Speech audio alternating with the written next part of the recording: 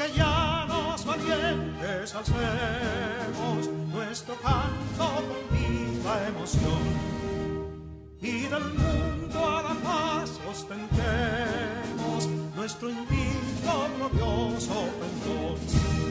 Salve el pueblo que intrépido y fuerte a la guerra a morir se lanzó, cuando en bélico reto de muerte sus cadenas de esclavo rompió.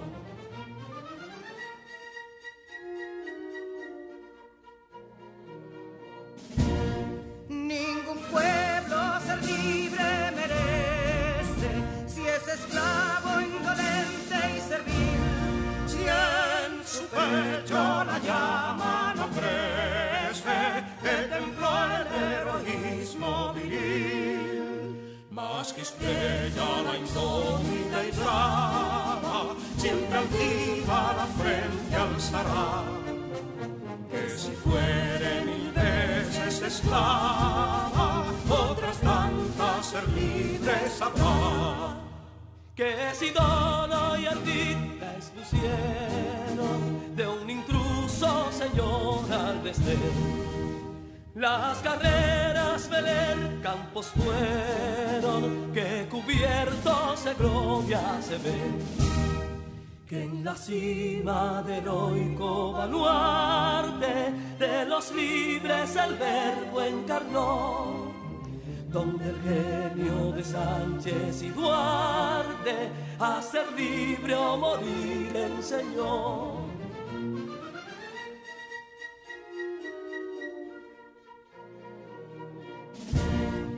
Y si pudo inconsulto caudillo de esas glorias el brillo empañar, de la guerra se vio en Capotillo la bandera de fuego ondear.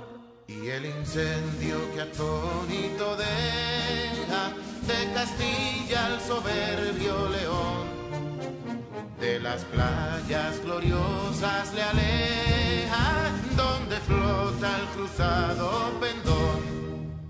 Compatriotas, mostremos erguida nuestra frente orgullosos de hoy más, que Quisqueya será destruida, pero sierva de nuevo jamás. Que santuario de amor cada pecho, donde la patria se siente vivir, y es su escudo invencible el derecho, y es su lema ser libre o morir.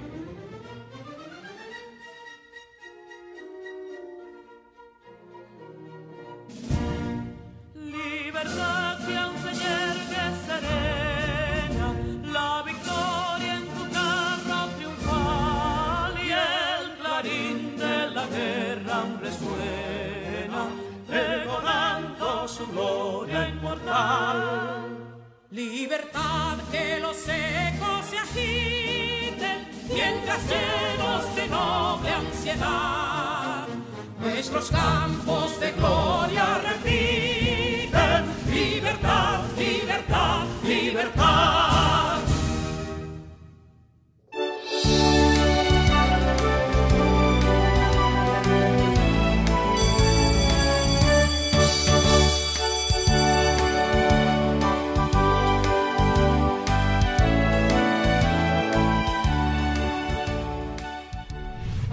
Hola, mi nombre es Carla Maciel y como ustedes estoy muy entusiasmada por comenzar nuestro día de aprendizaje. Vamos todos y todas a crear las condiciones físicas y emocionales para que podamos disfrutar del progreso que es aprender. Lo importante es disfrutar el camino del conocimiento y hacer de él una fiesta. Aprender puede ser, si nos lo proponemos, una experiencia divertida y creativa. Bienvenidos al cuarto grado de secundaria del año 2020-2021 del Ministerio de Educación de la República Dominicana. Aprendemos en casa, preservando la salud. Sus profesores de este año escolar son: Asignatura Lenguas Modernas, Raicy Nairobi Sano Paredes, del Centro Educativo Liceo Matías Ramón Mella y Escuela Presidente Antonio Guzmán Fernández. Distrito 1004 y 1006. Habilidades: creativa y proactiva. De la asignatura Ciencias de la Naturaleza, Ediberto Cordero Abreu. Centro Educativo Liceo Enriquillo. Distrito 902. Habilidades: tecnológico, comunicador, creativo, líder.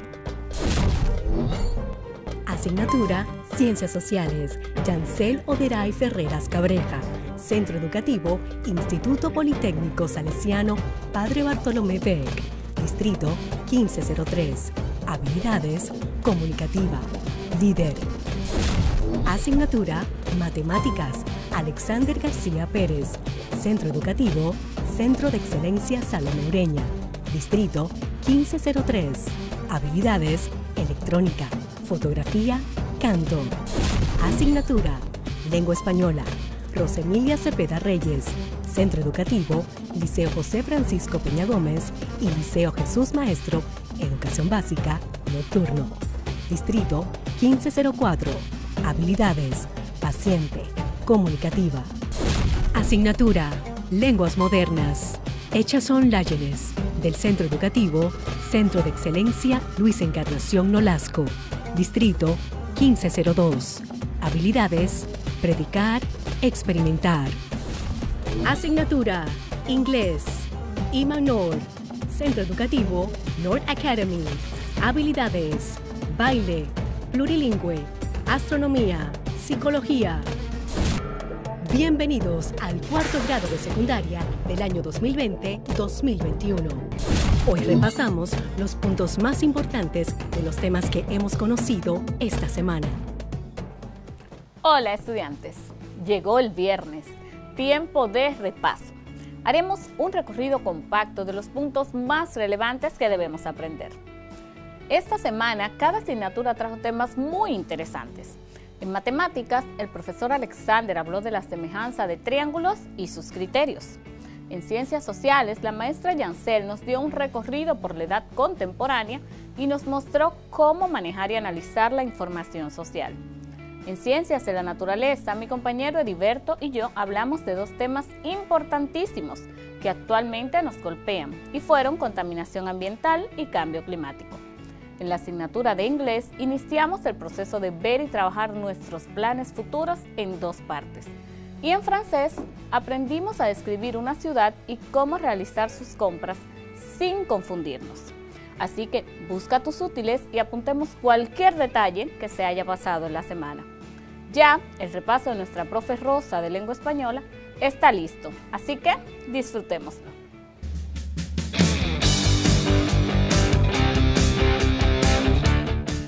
Soy su maestra Rosa Cepeda.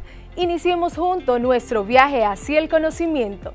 La intención pedagógica del día es que ustedes observen acciones en diferentes tiempos verbales y aprendan a identificar la función de los adjetivos, narradores, los personajes y el tema dentro de la novela, logrando al mismo tiempo el disfrute y desarrollo de su imaginación al leer. Pues antes de comenzar con nuestros temas de hoy, quiero que recuerdes que para poder narrar una novela se necesitan palabras que sirvan de enlace entre una idea y otra, entre un párrafo y otro. Y como estamos analizando un texto narrativo, la novela, se hace necesario que se utilicen conectores temporales, causales, consecutivos y espaciales. Recuerdan que los trabajamos en la clase anterior.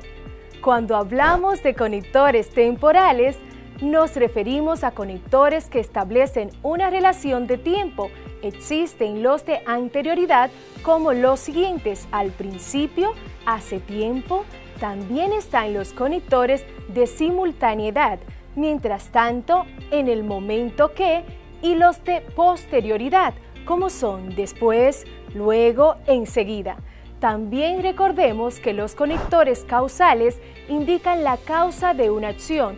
Por ejemplo, ¿por qué?, en vista de qué, debido a qué, Igualmente, los conectores consecutivos nos ayudan a indicar la consecuencia de una acción. Entre estos tenemos por eso, por lo tanto. Y los conectores espaciales son nexos que se utilizan para ubicar espacialmente aquello a lo que se refiere el discurso. Por ejemplo, arriba, abajo, junto, a la izquierda, a la derecha, internamente, al lado, por encima. Te recuerdo que existen unas unidades lingüísticas que permiten relacionar oraciones o párrafos en un texto. A esto le llamamos los organizadores del discurso. Estos son palabras o construcciones que ayudan a la persona que describe a ubicar con precisión los objetos en el lugar que se refiere. Por ejemplo, arriba, abajo, a la derecha, adelante, entre otros. Asimismo, disfrutamos de un deleite imaginario a través del fragmento de la novela La Metamorfosis del autor Franz Kafka, quien relata de manera impresionante la historia de Gregorio Samsa, un comerciante que se convirtió en un insecto. Los tiempos verbales son una herramienta de gran utilidad en cualquier idioma. Se refieren al momento en el cual se ejecuta una acción. Por ende, al dominarlos, se logra dar mayor certeza de los acontecimientos. De ahí su notable relevancia. Prepárate y presta mucha atención, porque en la primera parte de la clase de lengua española conocerás el pretérito perfecto simple, pretérito imperfecto, pretérito pluscuamperfecto y el presente indicativo. Ahora sí, iniciamos. En los textos narrativos, como la novela, se observan acciones. Estas se identifican como verbos porque son las palabras que expresan la acción que ejecuta el sujeto o el estado o proceso en el que se encuentra. Por ello, siempre concuerdan con el sujeto en persona y número. Pueden conjugarse en tiempo, pasado, presente y futuro. Además, pueden ir acompañados de complementos que añadan información sobre cómo ocurre la acción o qué elementos involucra. En estos textos, los verbos son usados en pasado para narrar y describir los hechos y en presente se utilizan con frecuencia en los diálogos. Según los tiempos verbales, en los textos narrativos se utilizan pretérito perfecto simple. Es un tiempo de aspecto perfectivo, es decir, que señala acciones que sucedieron en el pasado y que concluyeron. Son acciones puntuales. Se forma tomando como base la raíz del verbo ar, oír y añadiendo las terminaciones o acabados en ar en la primera persona aste o amos, asteis, arón, o acabados en ir, segunda y tercera persona, y, iste, yo, imos, isteis, hieron. Ejemplo, cuando Gregorio Samsa despertó una mañana tras un sueño inquieto, se encontró en su cama convertido en un horrible bicho. Los verbos despertó y encontró están en tiempo pasado, pretérito perfecto simple. Pretérito imperfecto es un tiempo en pasado de aspecto imperfectivo, ya que señala cierta duración. Son acciones que empezaron en el pasado, pero que tienen una continuidad. Se utiliza para dar cuenta de acciones cotidianas en el pasado que sucedieron más de una vez. Hay que eliminar las terminaciones ar, ir y añadir a los terminados en ar, aba, abas, aba, ábamos, abais, aban. Terminados en, ir, ia, ias, ia, íamos, iais. Ejemplo, Gregorio pasaba las noches y los días casi sin conciliar el sueño. A veces se le ocurría imaginar que iba a abrirse la puerta de su cuarto y que él iba a encargarse de nuevo, como antes, de los asuntos de la familia. Los verbos pasaba y ocurría están conjugados en tiempo pretérito imperfecto. Pretérito pluscuamperfecto es el pasado del pasado, ya que se refiere a acciones remotas que sucedieron con anterioridad. Para formar este tiempo verbal se emplea el verbo auxiliar haber en pretérito imperfecto más el participio de los verbos terminados en ar. Su participio es ado. Los terminados en ar, er, su participio es ido. Verbo auxiliar haber más participio. Ejemplo, pero ahora podía haber permanecido allí semanas enteras sin que por eso la hermana se hubiera aplicado más, pues veía la porquería tan bien como él, pero estaba por lo visto decidida a dejarla. Los verbos haber permanecido y hubiera aplicado están conjugados en tiempo pretérito pluscuamperfecto. El presente de indicativo indica que la acción expresada por el verbo se da en el mismo momento en el que se habla. Se emplea en la narración de hechos actuales. Se utiliza para conseguir un mayor acercamiento de los hechos o lo que pudieron haber ocurrido. Terminado en o, as, es, a, e, amos, imos, an, en. Ejemplo, la preocupación de los negocios es mucho mayor cuando se trabaja fuera que si se trabajara en el mismo almacén. Y no hablemos de esta plaga de los viajes, cuidarse de los enlaces de los trenes, la comida mala, irregular, relaciones que cambian con frecuencia, que no duran nunca, que no llegan nunca a ser verdaderamente cordiales. Los verbos en presente indicativo son trabaja, hablemos, cambia, dura. Vamos a poner en práctica lo aprendido hasta el momento. Indica en cada oración en qué modo o tiempo está conjugado el verbo que aparece. Número 1. Él trabaja en el supermercado. Número 2. Ella pudo haber permanecido más tiempo en ese lugar. Número 3. Gregorio Sansan despertó una mañana tras un sueño inquieto. 4. Gregorio pasaba las noches y los días casi sin conciliar el sueño. Vamos a comprobar las respuestas. Número 1. Él trabaja en el supermercado. Está en modo indicativo porque indica una acción en tiempo presente. 2. Ella pudo haber permanecido más tiempo en ese lugar. Tiempo pretérito pluscuamperfecto porque se emplea el verbo auxiliar haber en pretérito imperfecto más el participio de los verbos correspondientes para formar este tiempo. 3. Gregorio Sansa despertó una mañana tras un sueño inquieto.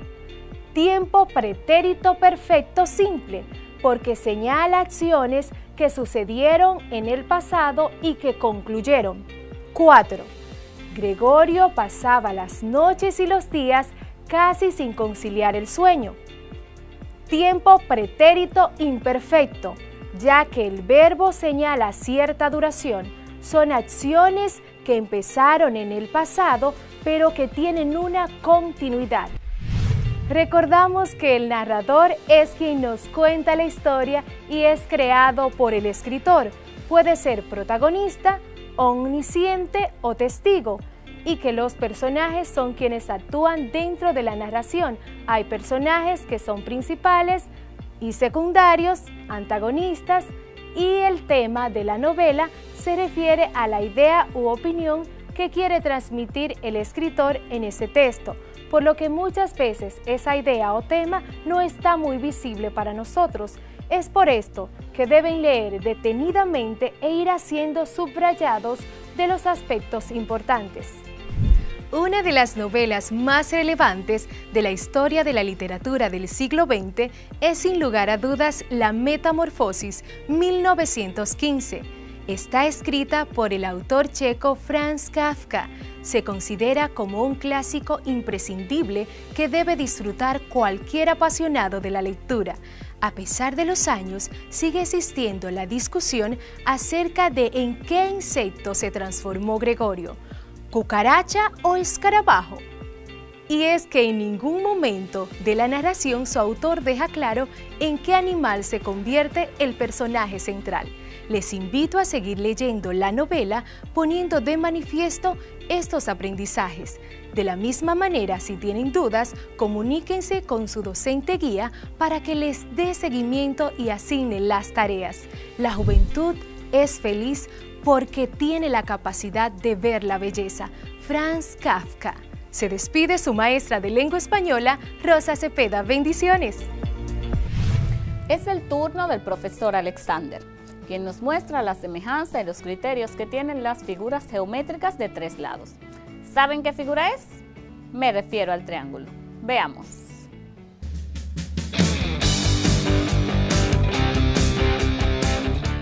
Bienvenidos y bienvenidas al único lugar donde las matemáticas toman sentido. Soy tu profesor Alexander García, esto es cuarto de secundaria.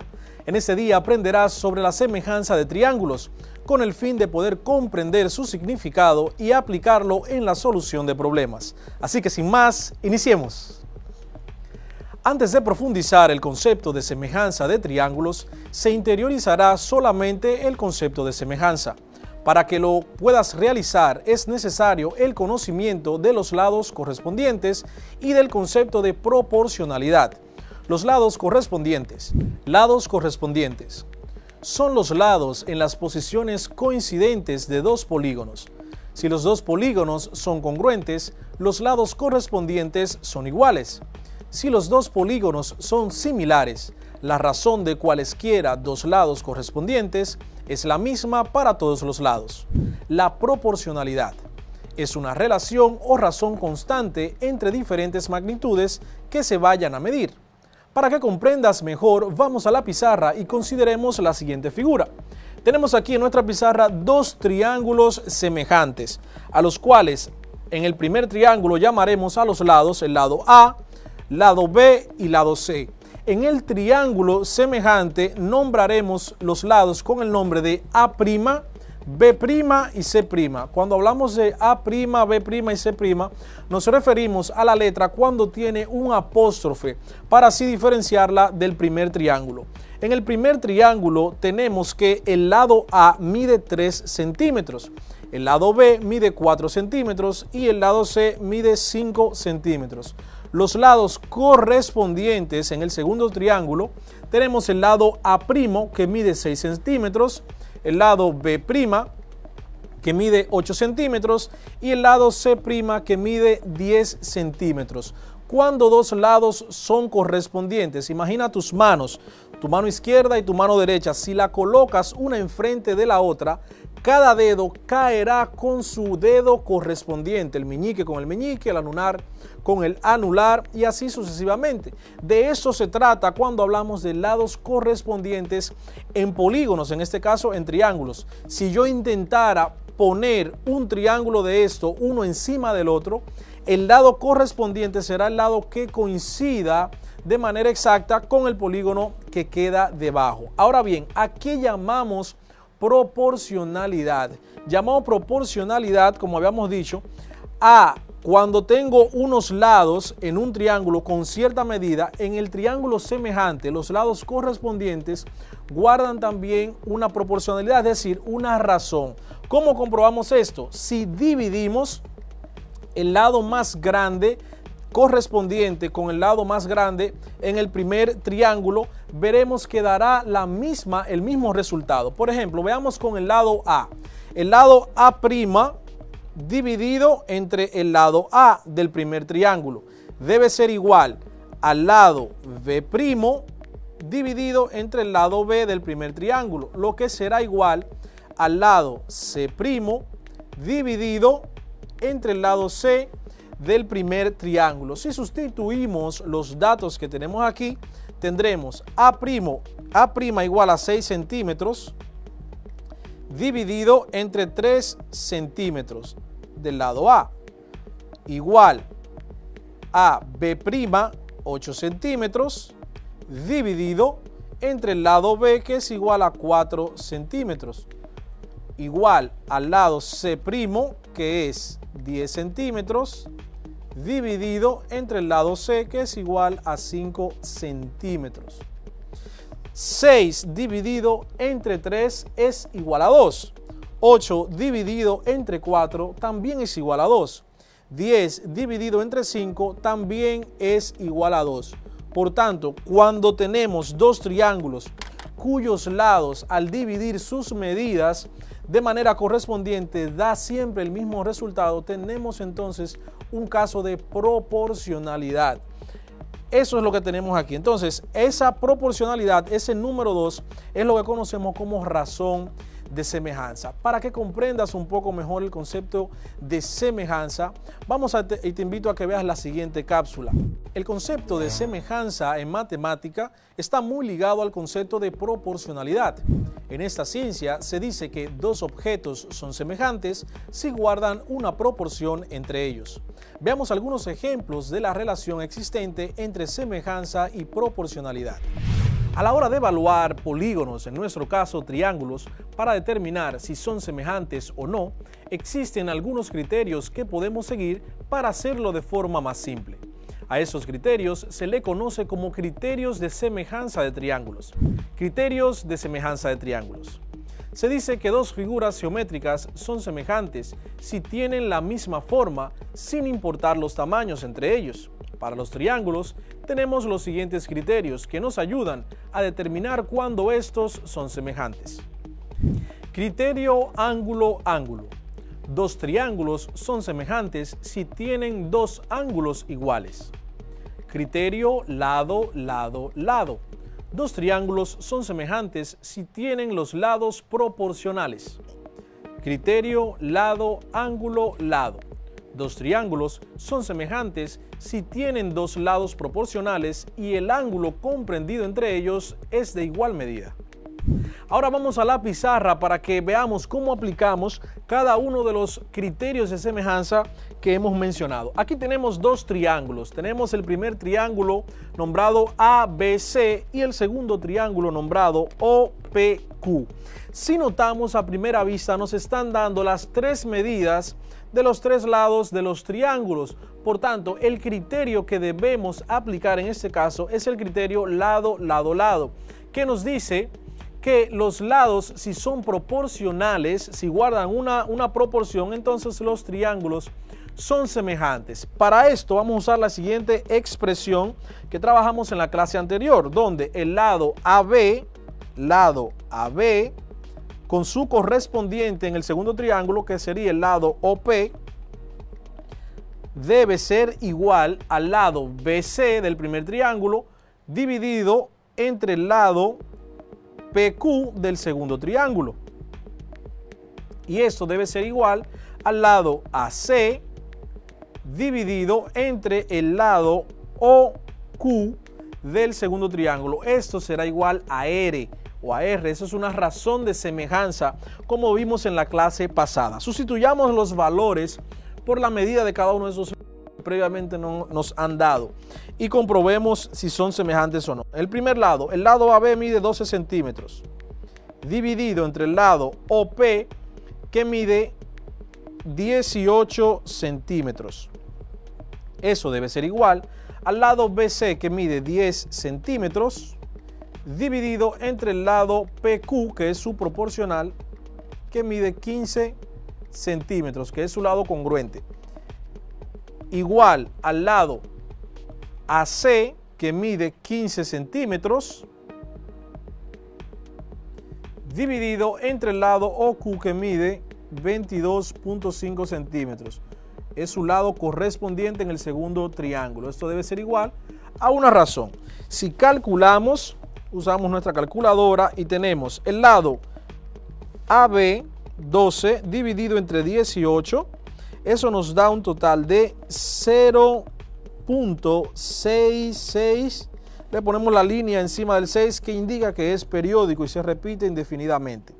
Esto debe ser igual al lado BC entre el lado PQ, que es 10 dividido entre 15. También nos da 0.66 periódico, lo que debe ser igual al lado AC dividido entre el lado OQ, 15 centímetros dividido entre 22.5 centímetros, lo que nos da también 0.66 periódico. ¿Qué significa esto? Que esto representa una razón de semejanza porque da el mismo resultado, es decir, guardan una proporción. De esta manera podemos decir que el triángulo ABC es semejante al triángulo OPQ por el criterio lado, lado, lado. Ahora veamos el siguiente caso. Vamos a variar los datos que tenemos aquí para entonces identificar por otro criterio si los triángulos serían semejantes. Vamos a borrar esto por acá y tenemos, imaginemos lo siguiente. Tenemos un lado que mida 7 centímetros. Tenemos otro lado que mida 17 centímetros. A ver, 17.5 centímetros. Tenemos otro lado por aquí que mediría 8 centímetros. Y otro de los lados que mide entonces 20 centímetros. Y tenemos un ángulo de 65 grados. Un ángulo aquí de 65 grados. Automáticamente nosotros observamos los datos que nos están dando la medida de dos lados y un ángulo. El criterio que debemos aplicar aquí es el criterio lado, ángulo, lado, que dice que si dos lados en un triángulo son proporcionales a dos lados en un segundo triángulo y el ángulo comprendido entre estos dos lados es de igual medida, entonces los triángulos serán semejantes. De plano podemos ver que el ángulo comprendido entre estos dos lados es 65 grados. Ya tenemos una característica que nos ayuda a identificar si son semejantes o no. La siguiente característica es identificar si los lados son proporcionales. El lado AB, que mide 7 centímetros, lo dividimos entre su correspondiente en el segundo triángulo, que es el lado OP, que mide 17.5 centímetros. Debe necesariamente ser proporcional al lado OC, al lado AC, que mide 8 centímetros en el primer triángulo, dividido entre el lado OQ, que mide 20 centímetros en el segundo triángulo. Esto debe tener una razón de semejanza. Dividimos 7 dividido entre 17.5 nos da un total de 0.4 centímetros. Esto debe ser proporcional o igual a 8 centímetros dividido entre 20. Efectivamente también nos da 0.4. Por tanto, tenemos dos lados que guardan una proporción y el ángulo entre ellos que es igual. De esta manera podemos identificar por el criterio lado, ángulo, lado, que estos dos triángulos son semejantes. Por último, veamos el último criterio, donde tendremos los siguientes datos. Vamos a borrar esto por acá para cambiar los datos. En este caso tendremos el criterio ángulo, donde nos darán la medida de dos ángulos. Vamos a ver, tenemos aquí un ángulo de 100 grados. Tenemos por aquí un ángulo también en el primer triángulo de 100 grados. Tenemos entonces por aquí un ángulo en el primer triángulo de 60 grados. Y en el segundo triángulo tenemos entonces un ángulo de 20 grados. El criterio ángulo nos dice a nosotros que si en un triángulo dos ángulos correspondientes tienen la misma medida, entonces los dos triángulos serán semejantes. Aquí podemos observar que tenemos dos ángulos que miden 100 grados cada uno, pero los otros dos, uno mide 60 y el otro mide 20. Simplemente aplicando el teorema fundamental del triángulo podemos determinar el ángulo faltante en cualquiera de los dos triángulos y así saber si es igual al correspondiente y entonces ser semejante por el criterio ángulo. Vamos a tomar el triángulo OPQ, donde el ángulo P será igual, según el teorema fundamental, a 180 grados que miden la suma de los tres ángulos menos 100 grados de uno de los ángulos menos 20 grados del ángulo restante, lo que será igual, el ángulo P será igual a 180 grados, 180 menos 100 menos 20, para un total de 60 grados.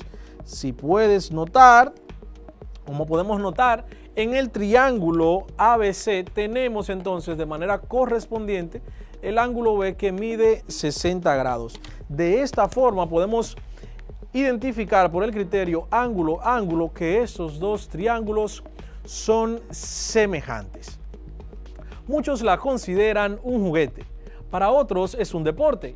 No sé cuál sea tu concepto de ella, pero lo que sí sé es que a todos nos divierte un montón. Gracias por seguir aprendiendo desde casa y preservando tu salud.